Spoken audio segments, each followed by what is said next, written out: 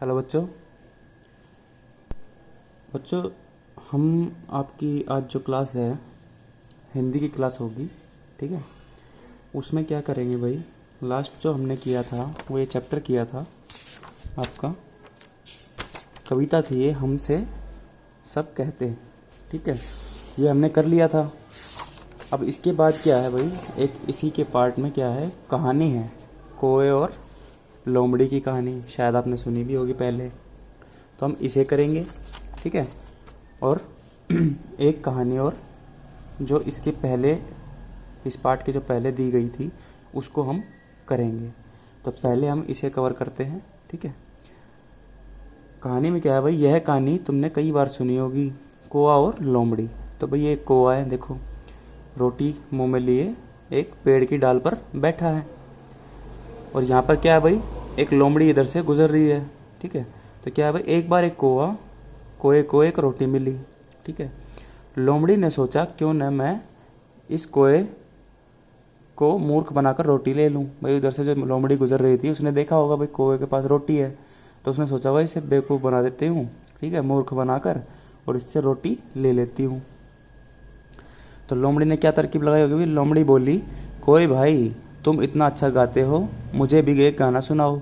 अब कौवा कोई अच्छा थोड़ी गाता भाई, कोयल गाती है ना। कौवा तो बेसुरा होता है, काऊ काऊ करता रहता है ना। तो इसने क्या किया भाई, एक तरकीब लड़ाई कि भाई कोए को थोड़ा सा चढ़ाते हैं, चलो ठीक है, उसे बेवकूफ़ बनाते हैं, उसे बोलेंगे भाई अच्छा सा गाओ, ठीक है। इसने कहा भाई कोए भाई तुम इतना अच्छा गाते हो, मुझे भी एक गाना सुनाओ। अब कोआ भी एकदम जोश में आ गया भाई सुनते ही। उसने सोचा भाई ये तो मेरी बहुत बड़ी फ़ैन है ना। तो उसने क्या किया भाई, गाना शुरू कर दिया। कोए ने जैसे ही गाने के लिए मुंह खोला, रोटी नीचे गिर गई। अब रोटी नीचे गिर गई तो क्या हुआ भाई, लोमड़ी रोटी लेकर चली गई। तो इस प्रकार लोमड़ी ने कोए को बेवकूफ़ बना दिया। अब ये हमसे क्या कहना चाहता है भाई, ये तो एक कहानी थी जो हमने सुनी होगी और ये हमें सुनाना चाहता था, ठीक है।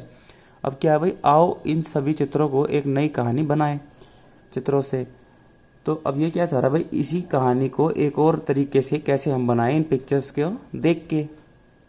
तो अब क्या है भाई, देखो कुछ पिक्चर्स अलग है, शुरू की पिक्चर्स तो वैसी ही है भाई, कुआ मुंह में रोटी दबाकर बैठा है, ठीक है, और इधर एक लोमड़ी गुजर रही है। यहाँ पे लोमड़ी फिर से वही तरकीब लड़ा रही है, इसको चढ़ा रही होगी, लेकिन इस बार कोए के हाथ में देखो रोटी है, पैर के नीचे दबा रखी है और यहाँ पे रोटी गिर गई। तो इसका मतलब कोए ने, इसमें कोए की समझदारी दिख रही होगी। और इधर देखो लोमड़ी तो अकेली जा रही है और कौवा बैठ के रोटी खा रहा है। तो इसका मतलब कहानी में कुछ उलटफेर हो गया है। तो हमें यही कहानी को बताना है अपने शब्दों में। तो भाई पहली पिक्चर को हम देखेंगे भाई, एक कौवा रोटी मुंह में लेकर बैठा है। तो इसे क्या लिखेंगे, एक कौवा रोटी लिए पेड़ पर बैठा है या बैठा था। अब नेक्स्ट पिक्चर में भाई लोमड़ी जा रही है यहाँ नीचे से, वहाँ एक लोमड़ी ने जब उसे देखा तो रोटी देखकर उसके मुंह में पानी आ गया। भाई ऐसा ही हुआ होगा। अब यहाँ पे देखो ये फिर से इसे चढ़ाने की कोशिश कर रहा है, तो सीन वैसा ही है जैसा पिछली स्टोरी में था। रोटी पाने के लिए लोमड़ी को उपाय आया और उसने कोए से कहा, तुम कितना अच्छा गाते हो, मुझे भी एक गाना सुनाओ। अब ये उपाय की स्पेलिंग थोड़ी सी गलत हो गई है। तो इसको एक आइडिया आया लोमड़ी को, फिर से इसने वही कहा भाई एक अच्छा सा गाना मुझे सुनाओ, तुम तो बहुत अच्छा गाते हो। लेकिन इस बार क्या है भाई, कोए ने कुछ समझदारी दिखाई। कौवा लोमड़ी की चालाकी समझ गया और रोटी को पंजे में दबाकर गाने लगा। अब कोए ने भी चलो इसकी भी इच्छा पूरी कर देते हैं, और कौवा उसकी समझदारी वो चालाकी को भी समझ गया, रोटी को पैर के नीचे दबाया और गाना शुरू कर दिया। अब लोमड़ी को कोए की चतुराई समझ आ गई, वह अपना सा मुंह लेकर चली गई। कोए की समझदारी देखकर लोमड़ी को क्या हुआ भाई, वो भी समझ गई कि हाँ भाई कौवा तो बड़ा समझदार निकला है ना, रोटी दबा ली पंजे में और बेसुरा गाना मेरे को सुना रहा है। अब इसने भी सोचा भाई चलो अपना सा मुंह लेकर जाना, मतलब कि बेइज्जती फील करी उसने, इंसल्ट फील करी और चली गई वहाँ से अपनी बेइज्जती करा के। फिर क्या हुआ भाई, कौवा बड़े मज़े से रोटी खाने लगा। कोए ने बड़े मज़े से अपनी रोटी खाई। तो ये बच्चों ये स्टोरी है, ठीक है। ये मैंने अपने शब्दों में आपके लिए लिख दी है, इसे आप लिखेंगे। अब ये तो हुआ भाई इस कहानी, इस पाठ का, कविता का जो भी ये चैप्टर था ये फिनिश हो गया है। नेक्स्ट हम 7 चैप्टर जो है वो हम नेक्स्ट क्लास में करेंगे। आज की क्लास में हम एक स्टोरी और करते हैं जो हमने पीछे छोड़ दी थी। ठीक है बच्चों, ये सिर्फ समझने के लिए, सुनने के लिए, और आप इसे पढ़ोगे। ठीक है, इससे क्वेश्चंस भी आ सकते हैं आपके एग्जाम में अगर होता है, जब भी होता है तो। ये क्या है, मूस की मजदूरी, पेज नंबर 44 पे है, मूस की मजदूरी। अब देखो भाई, यहाँ पे एक पिक्चर दी हुई है, उसमें क्या है भाई, एक खेत जैसा कुछ दिख रहा है। ये एक किसान होगा, है ना, दराती वगैरह लेके काट रहा है। ये एक चूहा है और यहाँ पे कुछ जानवर हैं, ठीक है, मवेशी। और तो ये कुछ आदमी और चूहे के बारे में कहानी होगी। मूस का मतलब होता है चूहा, ठीक है, चूहे की मजदूरी, इसका मतलब चूहा भी कुछ मेहनत कर रहा है इस स्टोरी में। अब देखते हैं क्या है भाई। बहुत समय पहले की बात है, उस समय आदमी के पास धान नहीं था। भाई काफ़ी पुरानी बात बता रहा है, उस समय आदमी के पास धान नहीं था। धान क्या होता है भाई, चावल की फसल, ठीक है, उसको बोलते हैं धान। तो आदमी के पास चावल की फसल नहीं हुआ करती थी। सबसे पहले आदमी ने धान का पौधा एक पोखरी के बीच में देखा। एक पोखरी क्या होता है भाई, एक छोटा तालाब होता है, ठीक है, तालाब जैसा होता है, छोटा होता है लेकिन साइज में।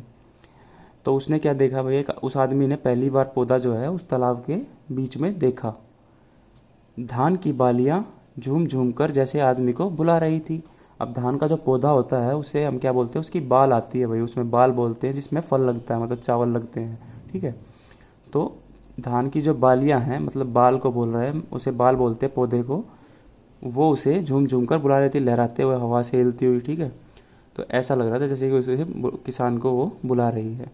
पर गहरे पानी के कारण धान तक पहुंचना कठिन था। लेकिन पानी गहरा था इसलिए किसान धान तक पहुंच नहीं पा रहा था। आदमी सोचता हुआ खड़ा ही था कि वहीं एक मूस दिखलाई पड़ा। भाई आदमी सोच ही रहा था कि भाई क्या करना चाहिए, इसे पौधे को कैसे लें। तो तभी एक मूस दिखलाई पड़ा, मतलब कि एक चूहा उसे दिखाई दिया।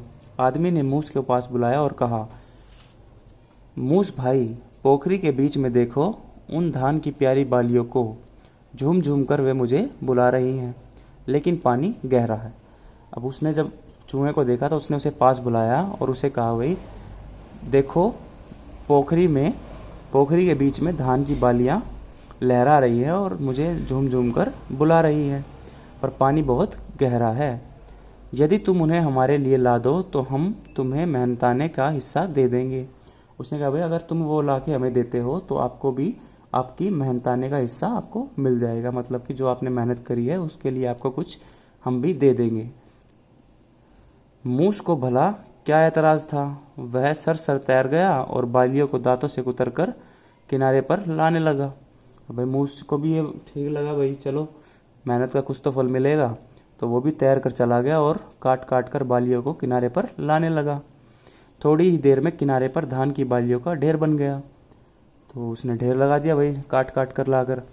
तब आदमी ने प्रसन्न होकर कहा, मूस भाई, अब इनमें से अपनी मजदूरी का हिस्सा तुम स्वयं ले लो।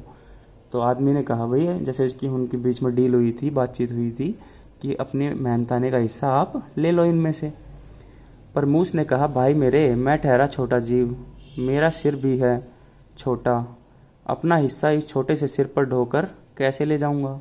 अब मूस ने उसे कहा, भाई मैं तो छोटा सा हूँ और मेरा सिर भी छोटा सा है, तो मैं अपना हिस्सा सिर पर रखकर कैसे ले जाऊंगा यहाँ से। अपना हिस्सा इस छोटे से सिर पर हो गया, इसलिए अच्छा तो यह होगा कि तुम यह पूरा धान अपने घर ले जाओ और मैं तुम्हारे घर पर ही आकर अपने हिस्से का थोड़ा थोड़ा धान खा लिया करूँगा। उसने कहा, भाई आप ये सारा अपने घर पर ले जाओ और मेरे को जब भूख लगेगी तो आपके घर पे आके थोड़ा थोड़ा खा लिया करूँगा। आदमी ने ऐसा ही किया और तभी से मूस आदमी के घर धान खाता चला आ रहा है। तो इंसान को उसने, आदमी ने भी भाई उसकी अपनी बात को रखा और उसने भी मान लिया, भी हाँ ठीक है, तो तुम मेरे घर पर आकर खा सकते हो। तब से लेकर अब तक आदमी के घर पर चूहा धान खाने आ जाता है। तो देखा हुआ ना भाई, चूहे घूमते रहते हैं, कुछ भी कुतर जाते हैं ना। तो ये स्टोरी से यही पता चलता है कि भाई पुराने टाइम से ही चूहे का और हमारा एक साथ रहना चल रहा है। कितना भी भगा लो, कहीं ना कहीं से आ ही जाते हैं चूहे। तो ये आपकी स्टोरी है, ठीक है। तो ये हमने एक आपकी स्टोरी कवर की और आपको एक कोए की स्टोरी कवर की आज हमने इस क्लास में। ठीक है बच्चों, तो ये तो आपको करनी है बुक में, उसकी आपको रीडिंग करनी है। और ये कुछ वर्ड बता दिए मैंने भाई, धान को चावल बोलते हैं, पोखरी को तालाब बोलते हैं, मूस को चूहा बोलते हैं। तो ये स्टोरी हो गई फिनिश। आज की क्लास में इतना ही। धन्यवाद।